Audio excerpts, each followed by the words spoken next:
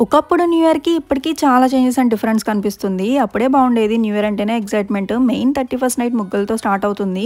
Colours కూడా మనకి పని తగ్గించి కలిపి ఇలా బాక్స్‌లో అమ్మేస్తున్నారు. కలర్స్ తీసుకొని వచ్చి ముగ్గైతే స్టార్ట్ చేశాము. పెద్ద ముగ్గు వేయాలన్న ఇంట్రెస్ట్, ఓపిక కూడా పోతుంది. కష్టపడి గంటలు గంటలు వేస్తే బైక్ డ్రైవ్ చేసేవాళ్ళు వాళ్ళకి స్టంట్స్ వచ్చో లేదో తెలీదు కానీ మార్నింగ్ అయ్యేసరికి ముగ్గుల మీద స్టంట్స్ వేసి వెళ్తారు. అలా ముగ్గు కంప్లీట్ చేసి కలర్ ఫిల్ చేసే లోపల 12 అవుతుందని కేక్ కట్ చేశాము. రెంట్‌కి ఉండేవాళ్ళు మేము అందరం కలిసే చేస్తాము. ఇప్పుడు 12కి విషెస్ కూడా తగ్గిపోయాయి. అప్పుడైతే పోటాపోటీగా సిగ్నల్ లేకపోయినా ట్రై చేస్తూ విష్ చేయడానికి చూసేవాళ్ళం.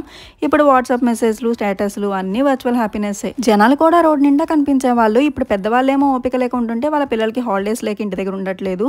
ఇంకెవరెలా ఉన్నా మేము ఎవ్రీ ఇయర్ లాగే ముగ్గు వేసేసాక ఏరియా అంతా చూస్తున్నాము.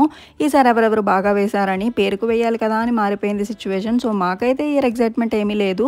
మీకు అప్పట్లో బాగుండేదా లేదా? ఇప్పుడు పార్టీలు, కాన్సర్ట్‌లు నచ్చాయో లేదో షేర్ చేసుకోండి. బాయ్.